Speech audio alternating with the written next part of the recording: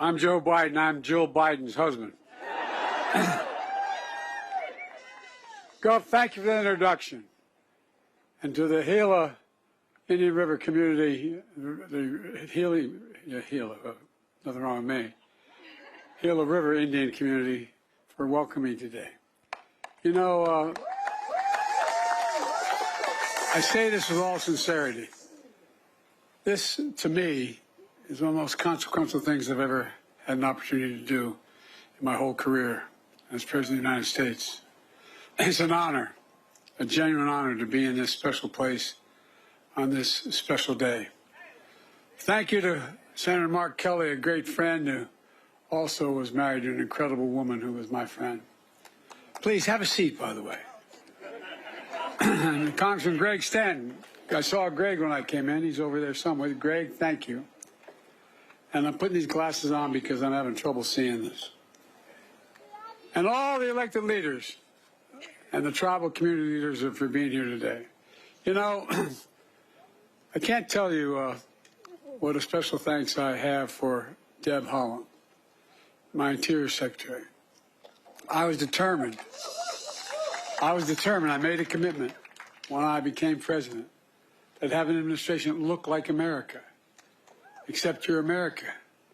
And there's never has been a Native American, indigenous person who was in the cabinet or in the secretary's job or any consequential job in a presidential administration. She's the first, but clearly not the last Native American cabinet secretary ever.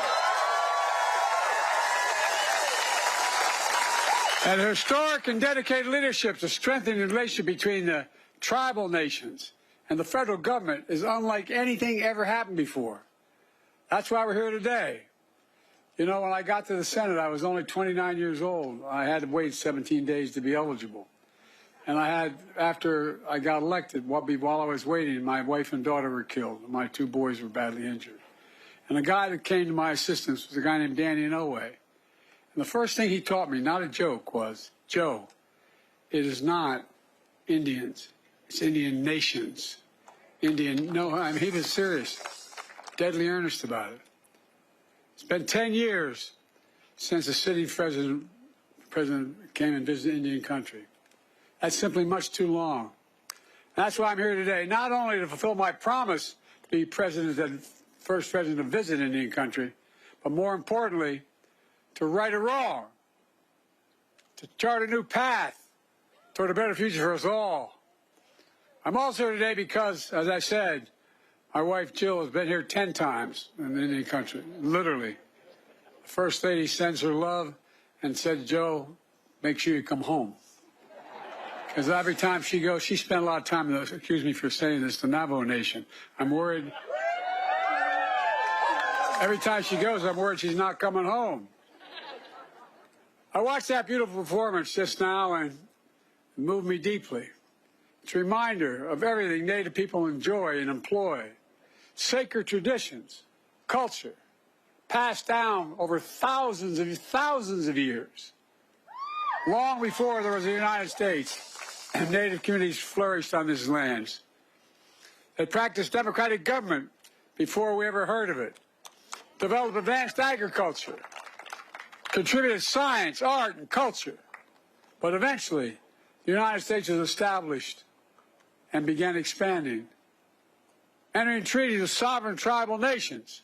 But as time moved on, respect for tribal sovereignty evaporated, was shattered, pushing Native people off their homelands, denying their humanity and their rights, targeting children to cut their connection to their ancestors and their inheritance and their heritage.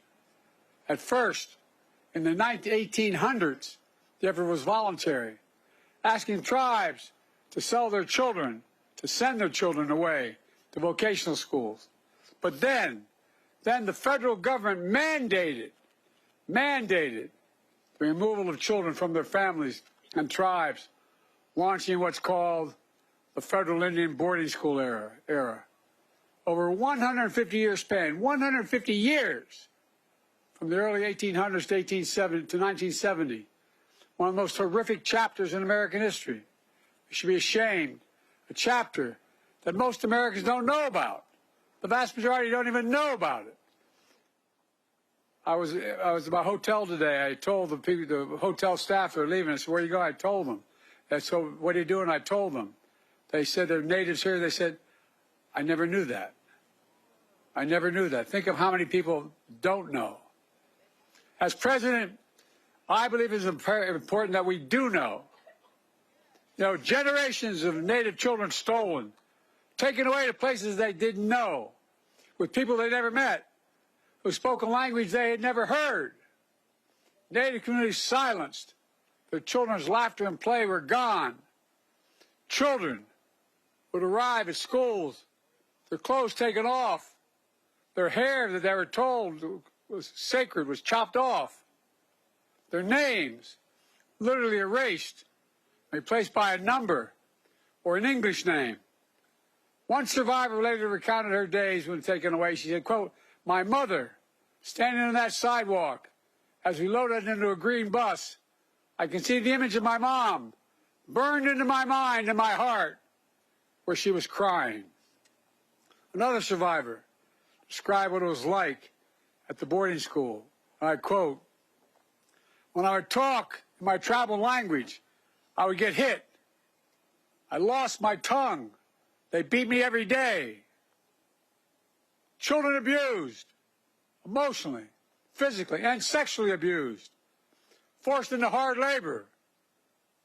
Some put up for adoption without the consent of their birth parents. Some left for dead in unmarked graves. And for those who did return home, they were wounded in body and in spirit. Trauma and shame passed down through generations. The policy continued even after the Civil Rights Act, which got me involved in politics as a young man, even after the Civil Rights Act was passed in 1964. It continued. All told, hundreds and hundreds of federal Indian boarding schools across the country. Tens of thousands of Native children entered the system. Nearly 1,000 documented Native child deaths, though the real number is likely to be much, much higher. Lost generations, culture and language, lost trust. It's horribly, horribly wrong. It's a sin on our soul. I'd like to ask, with your permission, for a moment of silence, as we remember those lost and the generations living with that trauma.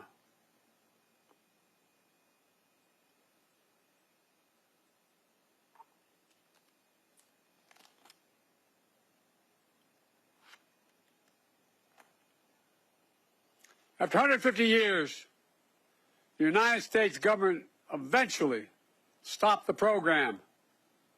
But the federal government has never formally apologized for what happened until today.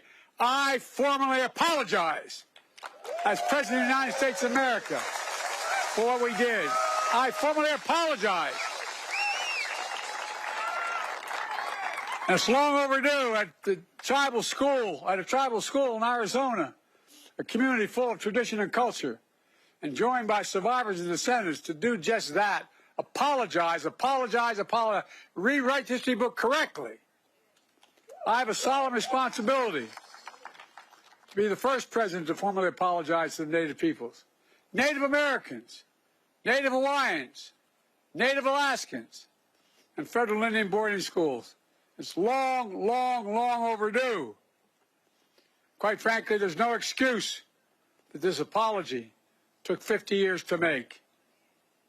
The federal Indian boarding school policy, the pain it has caused, will always be a significant mark of shame, a blot on American history. For too long, this all happened with virtually no public attention, not written about in our history books,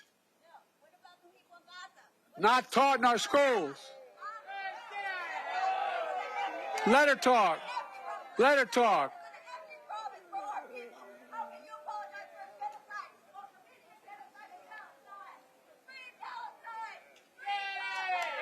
Oh, no, let her go. There's a lot of innocent people being killed There's a lot of innocent people being killed, and it has to stop. For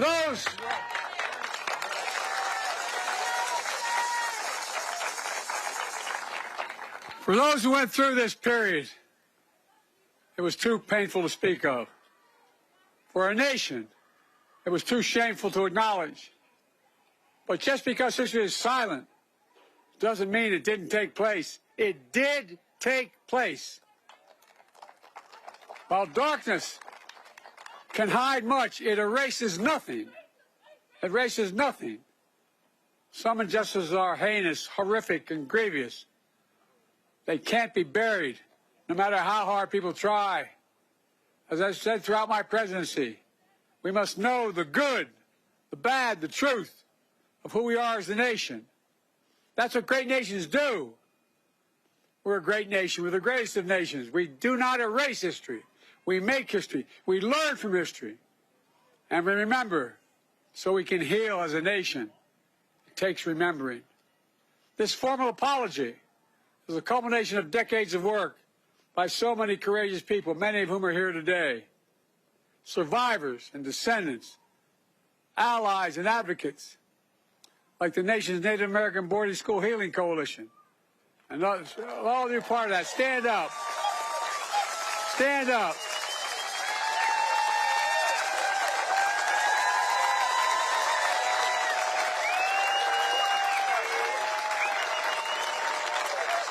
As my grandfather would say, you're doing God's work. And other courageous leaders spent decades shining a light on this dark chapter. And leaders like Secretary Howland, whose grandparents were children at one of those boarding schools. U.S. Interior Department, the same department that long ago oversaw federal Indian boarding schools. Guess what? The extensive work on the breaking ground has happened with her. It's appropriate that she is bringing an end to what that very agency did. Groundbreaking report. Documenting what happened. We owe it to all of you across Indian country. The truth. Truth must be told. The truth must be heard all across America. But this official policy is only one step toward and forward from the shadows of failed policies of the past. That's why I've committed to working with indigenous communities across the country to write a new and better chapter in our history, to honor the solemn promise the United States made to tribal nations to fulfill our federal trust and treaty obligations. It's long, long, long overdue.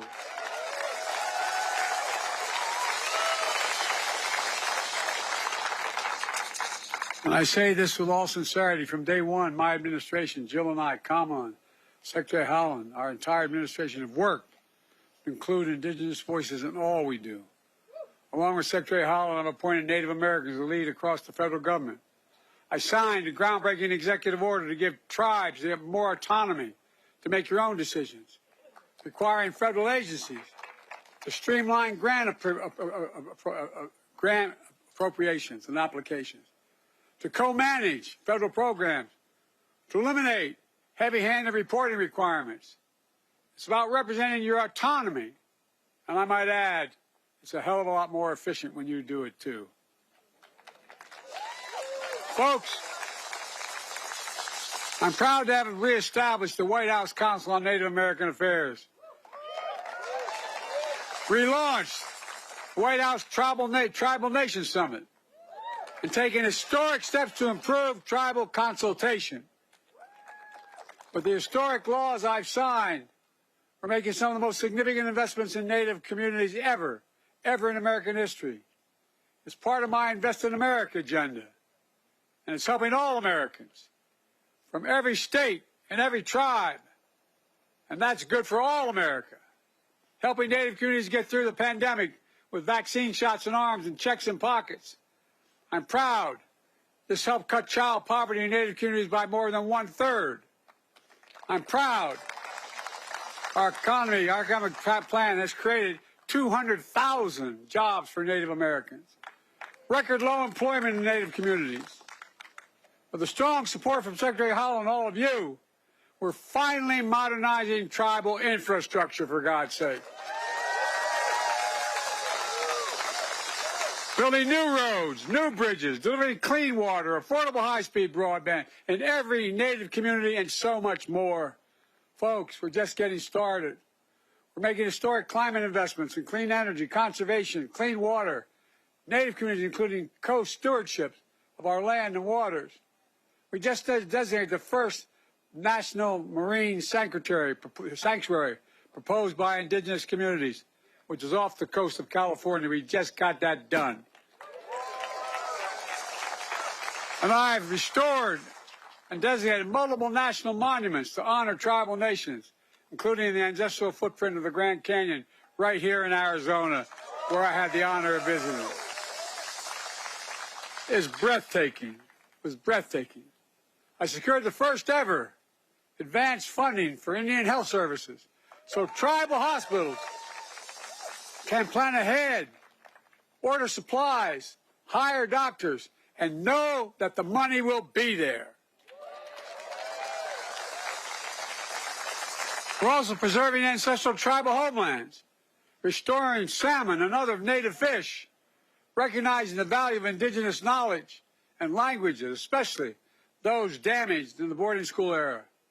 In fact, my administration was proud to defend the Indian Child Welfare Act. An act that was passed in 1970, in no small part, to remedy the harms of 150 years of taking Native children away from their families. But, as you all know, that act was challenged just a few years ago, in the summer of 2023. Those who opposed us challenged on the ground that Native families should not have priority over everyone else in adopting Native children. Well, I took that all the way to the Supreme Court, and we won. We won.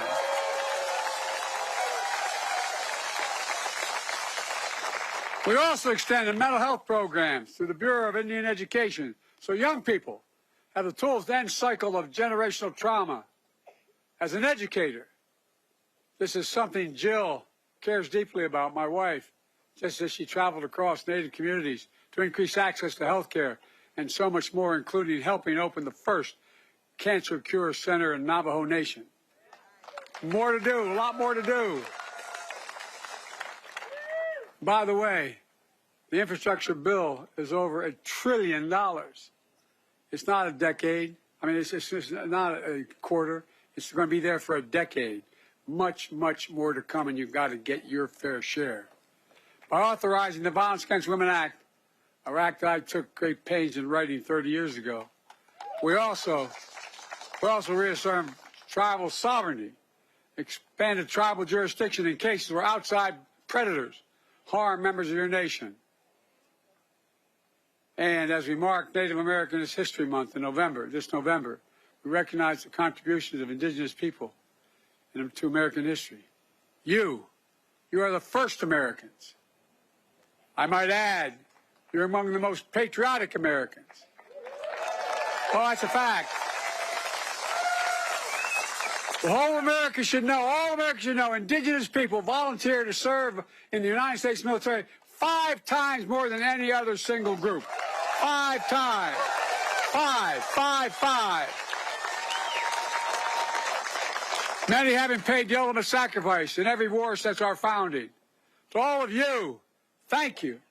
Thank you for serving in so many ways as first responders, artists, entrepreneurs, educators, doctors, scientists, and so much more.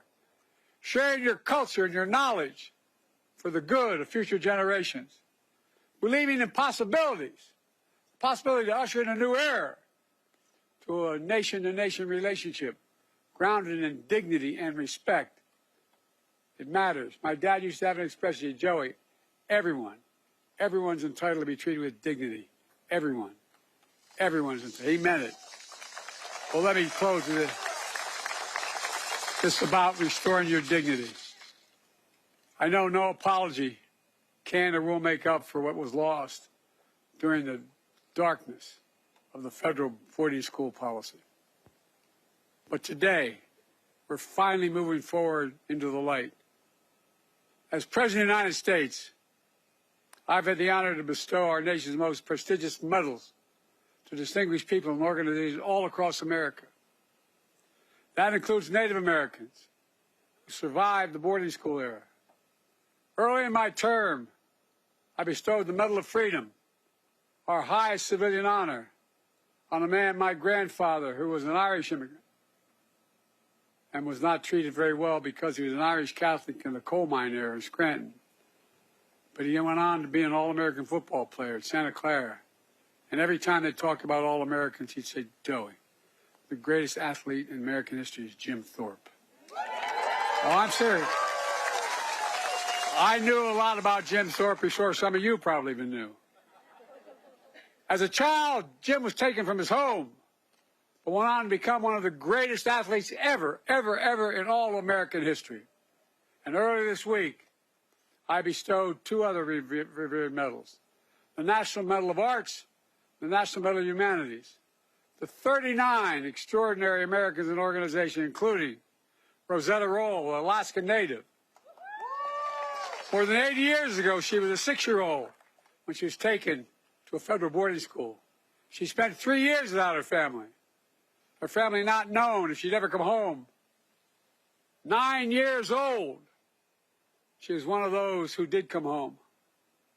Over the next 7 decades, she became a leading anthropologist and advocate, building a new era of understanding. Her story, from being taken from her home as a child, to standing in the Oval Office, receiving one of the nation's most consequential medals, is a story of the truth, the power of healing.